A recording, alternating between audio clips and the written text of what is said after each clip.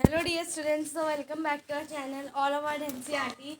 I hope that you all are fine and doing well in your studies as well. So dear students, आज हम लोग करने वाले हैं हमारा chapter direct and inverse proportional. बहुत ही अच्छा चैप्टर है और इसमें आपको बहुत मज़ा भी आने वाला है।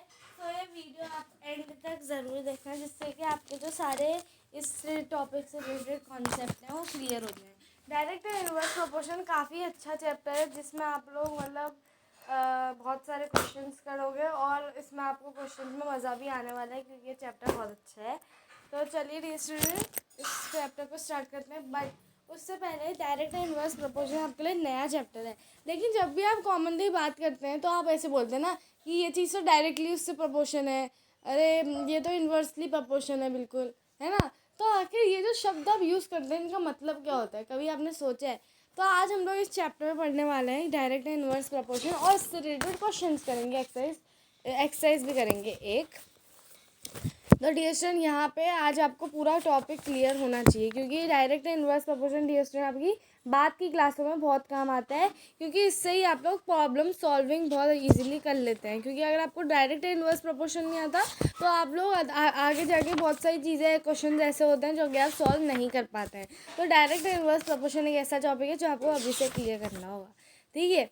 तो direct and inverse proportion, direct proportion में कोई भी चीज़ तब होती है जब दोनों चीज़ मतलब घट रही है या दोनों चीज़ बढ़ रही है। फॉर एग्जांपल अभी आपको समझ में नहीं आया होगा लेकिन मैं जैसे जैसे बोल रही हूँ आपको समझ में आ जाएगा, ठीक है। जैसे समझ लो कि क्या कहते हैं, एक एग्जांपल देती हूँ मैं आपको। क्या कहते हैं, अच्छा मैं आपको एक एग्जांपल देती हूँ, ठीक है। तो जो मतलब इमेजिन करो आप कि भाई एक एग्रीकल्चर फील्ड है, आपने वहाँ पे फसल उगाई, ठीक है। तो अब जो फार्मर है वो पूरे फील्ड से ही फसल काटेगा, है ना। मतलब कि जितनी फसल उसने उगाई उतनी वो काट रहे, तो इसमें कुछ कम नहीं हुआ, दोनों बढ़ रहे है ना। तो यहाँ पे डायरेक्ट प्रपोर्शन है क्योंकि जितनी फसल उगाएगा उतनी ही उसको मिलेगी, ठीक है। अब डियर स्टूडेंट एक और एग्जांपल मैं आपको दे सकती हूँ। The time taken for a journey and a distance travelled in a uniform speed. मतलब time taken for a journey, time taken for a journey and distance travelled in a uniform speed. Time taken for journey यानी कि आपका एक journey, आप कहीं भी जा रहे हो, सपोज मान लो आप मतलब कहीं भी जा रहे हो, ठीक है। आप एक जगह जा रहे हो जो 33 किलोमीटर दूर है आपके घर से, ठीक है।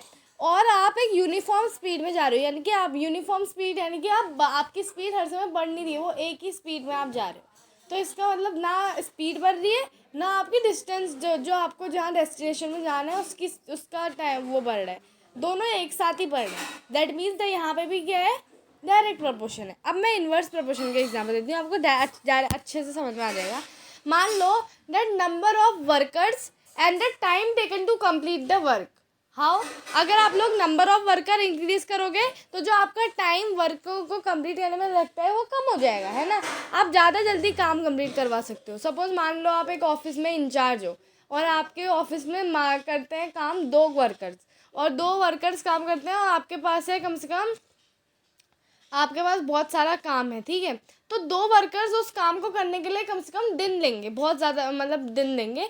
लेकिन अगर वहीं पे अगर मैं आपके सामने रख दूँ 10 वर्कर्स आपकी ऑफिस में, और वो काम कितने टाइम में हो जाएगा, बहुत कम टाइम में हो जाएगा। इससे नंबर ऑफ वर्कर्स जितने आप इंक्रीज करोगे उतना कम आपका टाइम टेकन हो जाएगा, काम की स्पीड हो जाएगी, है ना। मतलब आपने नंबर ऑफ वर्कर्स बढ़ाए तो आपका काम जल्दी होने लग गया, यानी कि number of worker, if the number of worker increases the time taken to complete the work will decrease। तो जब एक जगह एक चीज़ बढ़ रही होती है और दूसरी चीज़ घट रही होती है तो ऐसी सिचुएशन में होता है इन्वर्स प्रपोर्शन।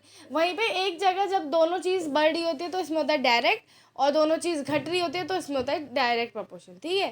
तो मैंने आपको डायरेक्ट प्रपोर्शन का क्या बताया, जब दोनों चीज़ें ही बढ़ रही होंगी, एक भी चीज़ कम घट नहीं हो रहा होगा, दोनों चीज़ एक समान बढ़ रही है, ठीक है, और एक समान घट भी रही है, चाहे बढ़ रही हो चाहे घट रही हो, लेकिन दोनों चीज़ दोनों चीज़ों को बढ़ना ही चाहिए या घटना ही चाहिए, ठीक है, एक भी ऊपर नीचे नहीं होगा। लेकिन इन्वर्स प्रोपोर्शन में एक चीज़ बढ़ रही होती है, दूसरी चीज़ वहीं पे घट रही होती है, ठीक है। तो आपको लगता है, मेरे को लगता है कि आपको डायरेक्ट और इन्वर्स प्रोपोर्शन समझ में आ गया होगा। और जो आपका इन्वर्स डायरेक्ट प्रोपोर्शन का है उसमें देखो डियर हम लोग x/y लिखेंगे, कोई भी रेशियो ले लो, क्योंकि प्रपोर्शंस के बारे में हमने पढ़ा होगा, रेशियोज एंड प्रपोर्शंस, है ना।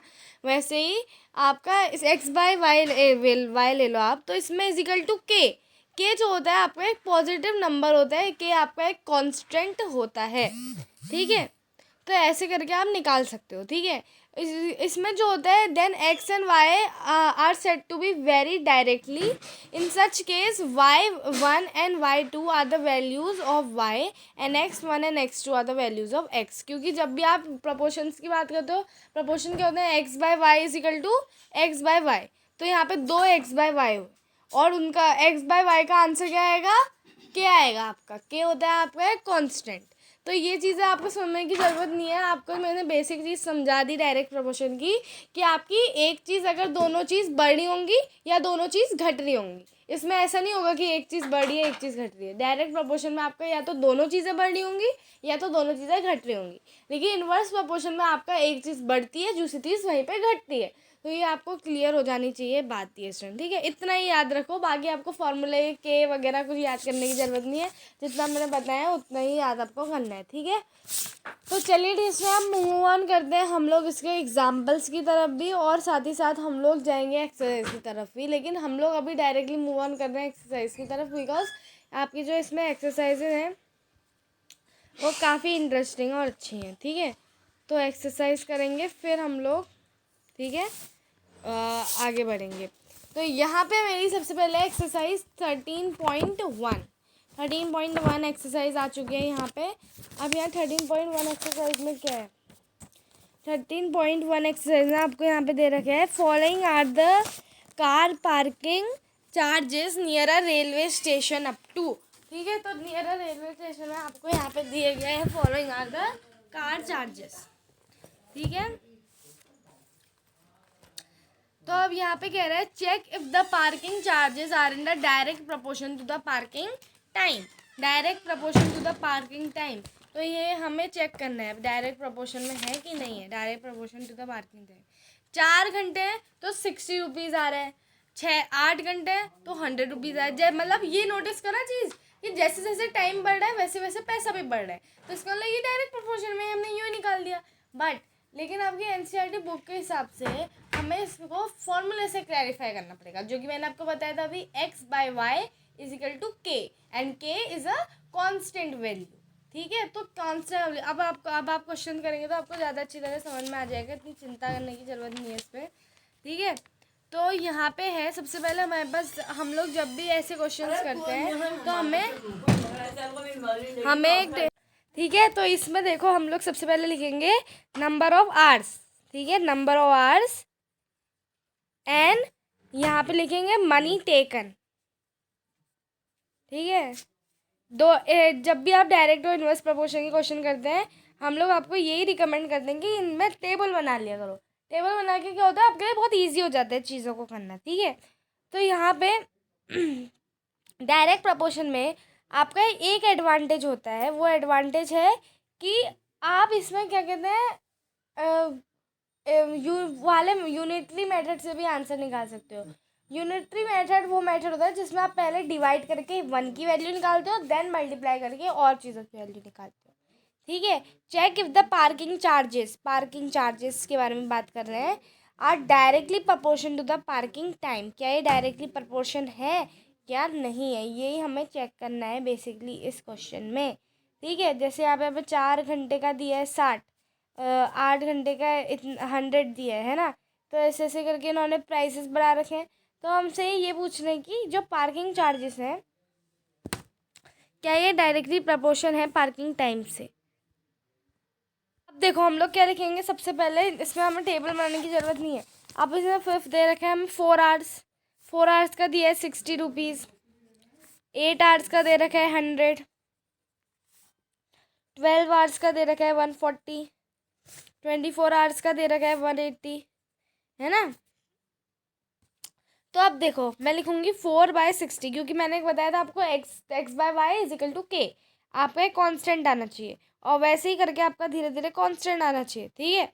तो अगर ये कांस्टेंट आता है तो हम बोलेंगे कि भैया डायरेक्ट प्रोपोर्शन में है, अगर कांस्टेंट नहीं आता है तो हमें बोलना पड़ेगा कि भैया इनडायरेक्ट है, क्योंकि हम डायरेक्ट प्रोपोर्शन नहीं बोल सकते। अभी मैं थोड़ी देर पहले आपको शायद डायरेक्ट प्रोपोर्शन बोल देता हूँ, तो सॉरी डियर स्टूडेंट्स उस चीज़ के लिए। तो देखो डायरेक्ट प्रोपोर्शन हम इसलिए नहीं बोल सकते क्योंकि ये वाले जो क्वेश्चन होते हैं इसमें आपको वैल्यूज़ और सारी दी गई। अगर आपको वैल्यूज़ नहीं दी होती तब वहाँ क्या हम लोग हिसाब लगा सकते थे, बट यहाँ पे वैल्यूज़ दे रखे तो हमें चेक करना पड़ेगा। ठीक है, क्योंकि देखो नंबर दे रखा है और न्यूमेरिकल्स में हमेशा हमें कॉन्सेंट्रेटेड लेना पड़ता है। तो 4/60 जब काटोगे तो कितना मिलेगा?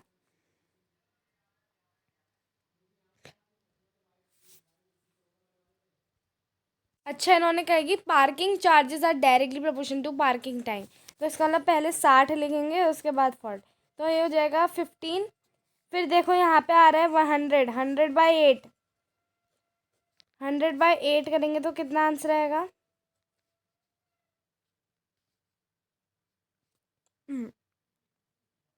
इसमें आपको एक फिक्स्ड आंसर नहीं आएगा, बट या पॉइंट में आपका इसका आंसर ज़रूर आ सकता है। ठीक है, तो ये मतलब आप लोग 1-2 पॉइंट करके आपका इसका आंसर आएगा। ठीक है, तो वो होगा 112.5। ठीक है, और उसके बाद फिर देखो नेक्स्ट आता है 140, 140/12। तो इसको भी काट लेते हैं।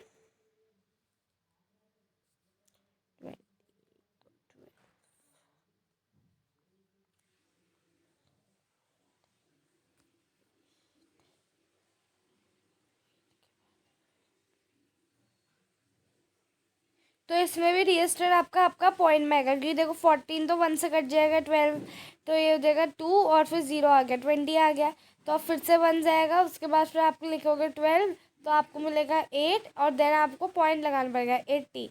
उसके बाद फिर आप लोग क्या लिखोगे, उसके 80 आ गया तो अब आप 6 से में जाओगे। ठीक है, 6 से में जाओगे तो 6 होता है 72, 72 80 आ गया, 72 से माइनस करोगे फिर 8 मिलेगा। ऐसे करके आपका 666 तक जाएगा, तो आप 11.6 कुछ लिख सकते हो। उसके बाद फिर नेक्स्ट आता है हमारा 180/424। ठीक है, तो ये भी आपको काटना है। तो टीचर आपने एक चीज़ नोटिस की होगी कि यहाँ पे जितने भी आपको निकाला है वो सब कांस्टेंट वैल्यू नहीं आ रही। के कांस्टेंट तो आनी चाहिए थी। अगर कांस्टेंट आती सब में 15 आता तब तो हम बोलते कि भाई डायरेक्ट प्रोपोर्शनल, लेकिन ये डायरेक्ट प्रोपोर्शनल नहीं है क्योंकि यहाँ पे कांस्टेंट वैल्यू नहीं आ रही है। अब देखो रियस्टर नेक्स्ट क्वेश्चन आता है, a mixture of paint is prepared by mixing 1 part of red pigment with 8 parts of base. In the following table, find the part of base that needed to be added. तो यहाँ पे हमें निकालना है find the part of base. तो अब देखो सबसे पहले तो हमें चेक करना पड़ेगा कि whether they are in direct proportion और in inverse proportion. A mixture of paint is prepared by mixing 1 part of red pigments with 8 parts of base, है ना। तो अब देखो यहाँ पे जो कि है हमें एक मिक्सचर प्रिपेयर करना है, जो कि इसमें 1 पार्ट लिया है रेड पिगमेंट का और 8 पार्ट लिए हैं बेस के। अगर 4 पार्ट लिए हैं रेड पिगमेंट के तो कितने पार्ट लेंगे हम बेस के। ठीक है, बेसिकली ये चीज़ें होनी है डायरेक्ट प्रोपोर्शन में। आपका हमें क्या कहते हैं इसमें निकालना है that find the part of base needed to be added. ठीक है, तो ये भाई इतना डिफ़िकल्ट तो है नहीं, ये तो हम फटाफट ये कर सकते हैं। तो इसमें हम लोगों को फाइंड आउट करना है, राइट। तो अब देखो अब यहाँ पे आप लोग टेबल बनाओगे, पार्ट्स ऑफ रेड पिगमेंट और दूसरी तरफ आप लोग बनाओगे कि पार्ट्स ऑफ बेस।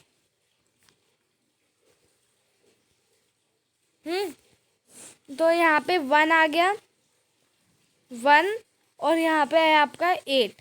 ठीक है, पार्ट्स ऑफ बेस में। उसके बाद फिर आपका हो जाता है 4 और यहाँ पे कुछ नहीं है, तो यहाँ पे आप क्या लिखोगे, यहाँ पे आप लोग x लिख दोगे। ठीक है, क्योंकि हमें नहीं पता यहाँ पे पार्ट्स ऑफ बेस कितने हैं, है ना। तो अब आप लोग x की वैल्यू निकाल लोगे इजीली। ठीक है, तो x की वैल्यू आपकी कितनी आ जाएगी, x = 8 × 4 विच विल बी 32।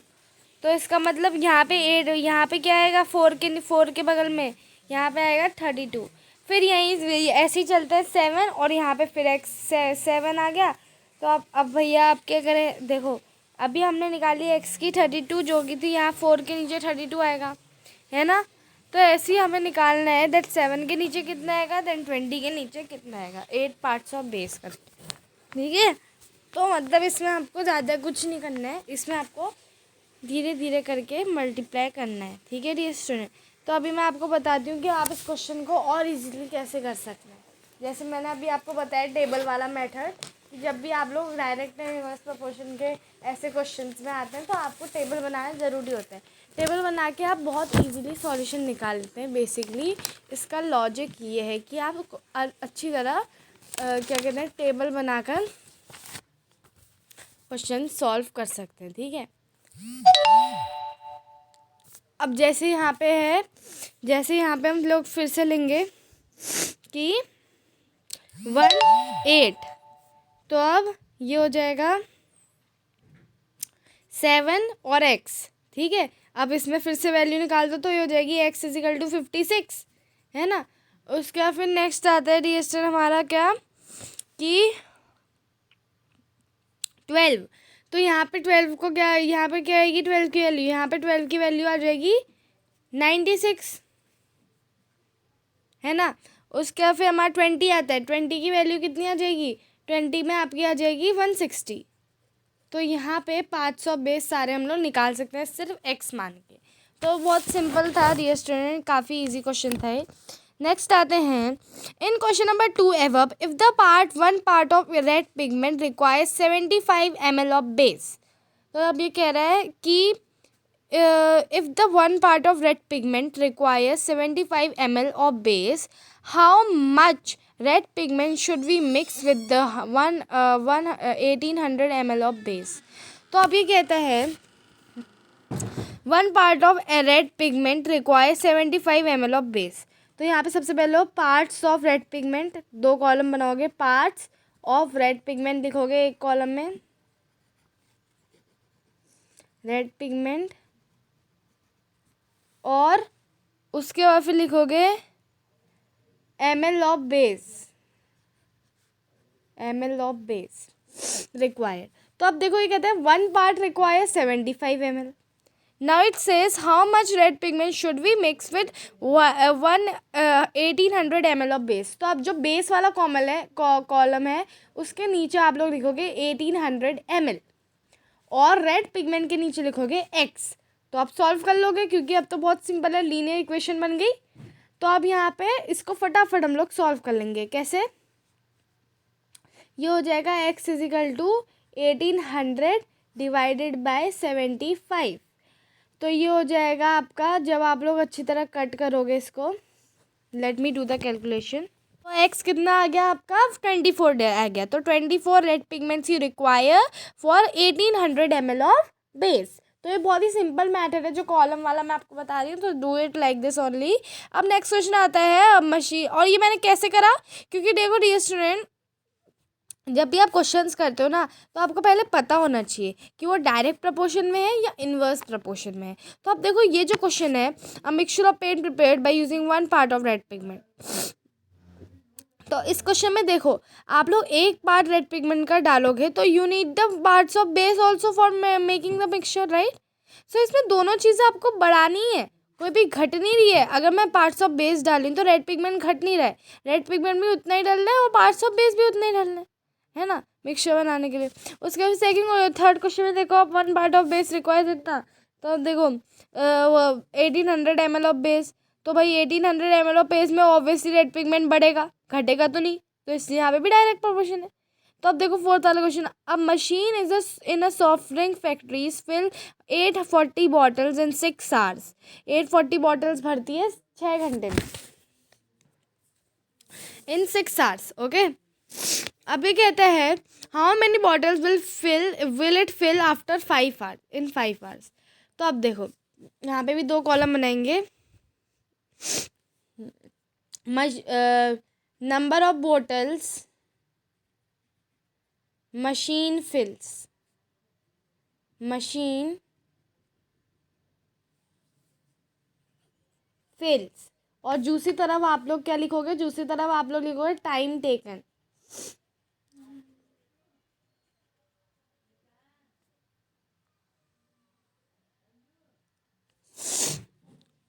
और अब यहाँ पे देखो, यहाँ पे आप लिखोगे कि number of bottle machine fill, इसमें आएगा 840 और टाइम टेकन 6 आवर्स। ठीक है, now we are given 5 hours में कितना पड़ेगा, तो टाइम टेकन के वाले कॉलम में नीचे 5 लिखोगे और मशीन वाले में x लिख दोगे। Now just you have to solve it, so it will be 840 multiply by 5 divided by 6, right.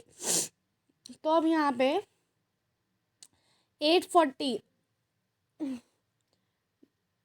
सबसे पहले हम लोग काट देते हैं, ठीक है। तो ये हो जाएगा 140।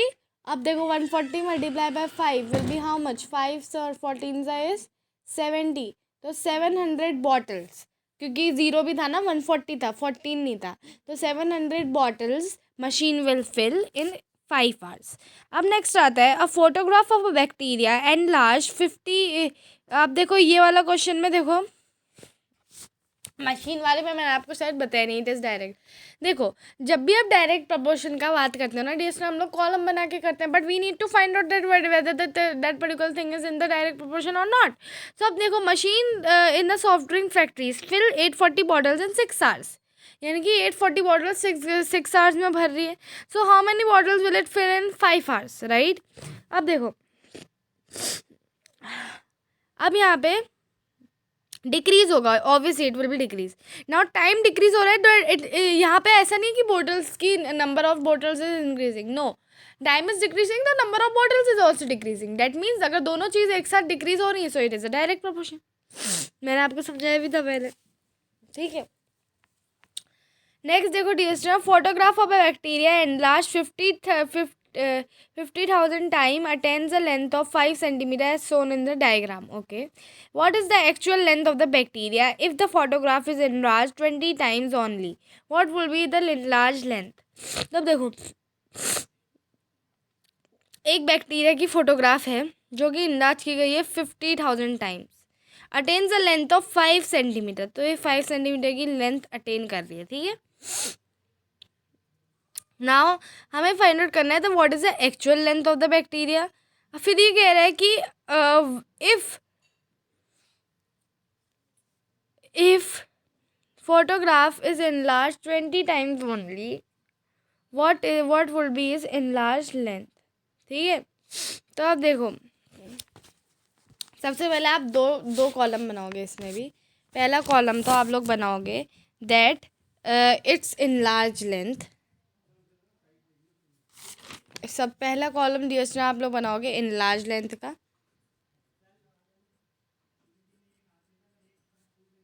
enlarged length. और दूसरा कॉलम आप किसका बनाओगे, दूसरा कॉलम बनाओगे आप लोग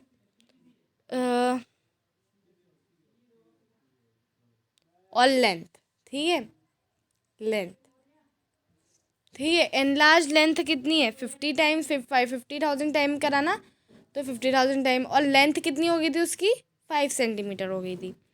देन ये कह रहा है that what will be the actual length, actual length बाद में फाइंड आउट करें, पहले करते हैं इसकी enlarge length of find out. वैसे एक्चुअल लेंथ भी हम लोग फाइंड आउट कर ही सकते हैं, ऐसी कुछ दिक्कत वाला काम तो है नहीं उसमें, ठीक है।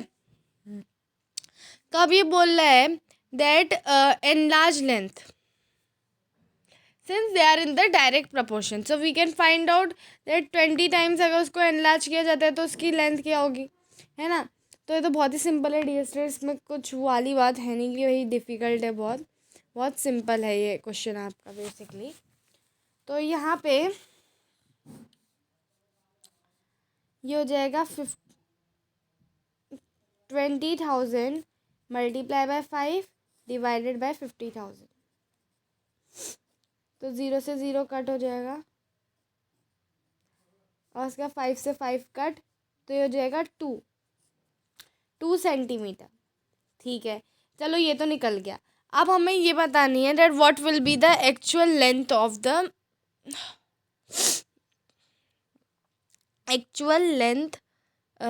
द बैक्टीरिया, ठीक है। तो ये कहते हैं टेंस द इतना, तो ये कहता है what is the actual length of the bacteria, ये फाइंड आउट करना है ना मैं एक्चुअल लेंथ, क्योंकि 50,000 टाइम उसे एनलार्ज किया तब जाके उसकी लेंथ हुई 5 centimetre, 50 after enlarging it into 50,000 times, तब जाके उतना हुआ। फिर ये कहता है what will the actual length, और ये इनलार्ज लेंथ तो इसकी हमने निकाल दिया ना, इनलार्ज लेंथ वो 2 सेंटीमीटर, लेकिन हमें निकालनी है 50,000 वाले की एक्चुअल लेंथ। तो अब देखो इसकी एक्चुअल लेंथ क्या होगी,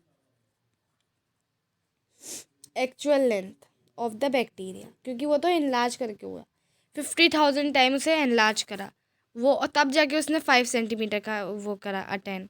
ठीक है, अब 50,000 को अगर मैं 5 से डिवाइड करूँ, divided by 5, so how much I will get?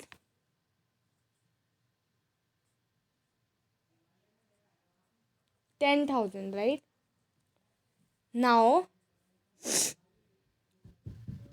अब मैं क्या करूँगी, अब हमें निकालनी है उसकी एक्चुअल लेंथ, राइट? तो 1/10,000, 1/10,000 is equal to how much, 10 raise to the power, तो क्योंकि ये माइनस में जाएगा, -4, so 10 raised to the power -4 is something what we call the actual length of the bacteria. अब नेक्स्ट आता है, in a model of a sheep the mast is 9 centimetre high. एक model of the sheep है जिसमें आपका जो मास्ट है वो 9 सेंटीमीटर हाई है, while the mast of the actual ship is 12 meter high. If the length of the ship is 28 meter, how long is the model ship? सबसे पहले इसको समझते हैं क्वेश्चन को। In a model of the ship, तो model of the ship में जो mast होता है वो है 9 centimetre high, right? While the mast of the actual ship, जो एक्चुअल शिप है, मैंने कहा मॉडल ऑफ द शिप, यानी कि एक मॉडल प्रिपेयर करा है खाली, ठीक है, जिसमें उसका मास्ट है 9 centimetre high. While the mast of the actual ship का मास कितना होता है, 12 metre high. If the length of the ship is 28 metre, अगर length of the ship is 28 metre actual ship, what will be the length of the model ship? If the length of the ship is 28 metre, what will the length of model ship? ठीक है, तो इसमें again 2 column बनेंगे। ये question भी आपका काफ़ी simple है। पहला कॉलम मिलेगा मस्ट ऑफ द शिप्स, और फिर दूसरा कॉलम आप लोग बनाओगे दैट लेंथ।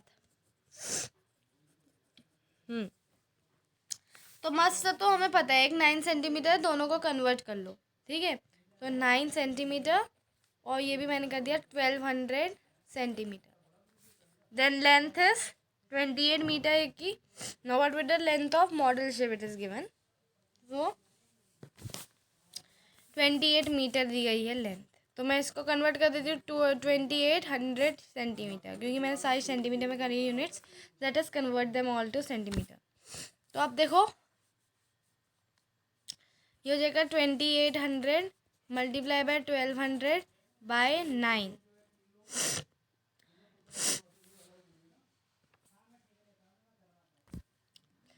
तो अब आप लोग उसको काटोगे,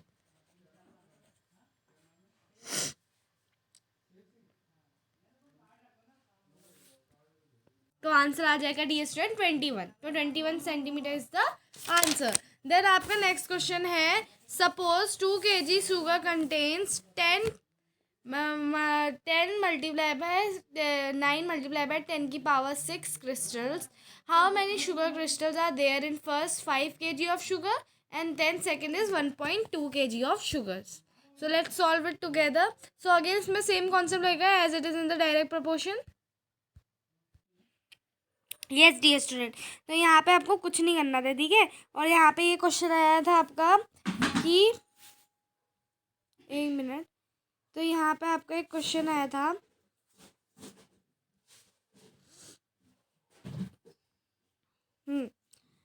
कि ये जो आपका है सपोज शुगर वाला, तो सपोज शुगर वाले में भी आपको सेम कॉन्सेप्ट लगाना है, 2 कॉलम बनाओगे शुगर क्रिस्टल शुगर, उसके बाद फिर आप लोग जब निकालोगे तो आपको मिल जाएगा 5.4 10 टू द पावर 6। उसके बाद फिर आता है रश्मि वाला, तो रश्मि वाले में भी same scale of the map, और फिर आप लिखोगे डिस्टेंट, ठीक है। जब आप लोग सॉल्व करोगे तो आपको मिलेगा 4। उसके बाद फिर सिमिलरली द 9th क्वेश्चन 560, सबको पहले सेंटीमीटर में कन्वर्ट करो, then you have to convert in the metre. तो आपका एक का जो आ जाएगा डिस्टेंस 6 सेंटीमीटर, है ना। दूसरे का भी आपका हाइट आपको कास्ट कर रही है शेडो की, ठीक है। तो इसमें भी सिमिलर कॉन्सेप्ट लगाओगे, इसमें भी आप लोग क्या कहते हैं प्रपोर्शन में है तो प्रपोर्शन के हिसाब से ही करोगे, ठीक है। तो इसमें आपका आंसर हो जाएगा 8 मीटर 75 सेंटीमीटर। उसके बाद फिर आपका आता है नेक्स्ट लोडेड ट्रक। तो लोडेड ट्रक में भी आपको टाइम और डिस्टेंस दे रखी है, इसमें भी 5 आवर्स का निकालना है, तो इसमें भी टेबल बनाओगे तो आपको मिल जाएगा 168 किलोमीटर्स। तो बहुत सिंपल क्वेश्चन है। Now in the next video we will move on to inverse proportion. Thank you dear student for watching the video. I will like it and enjoy. Thank you so much for watching.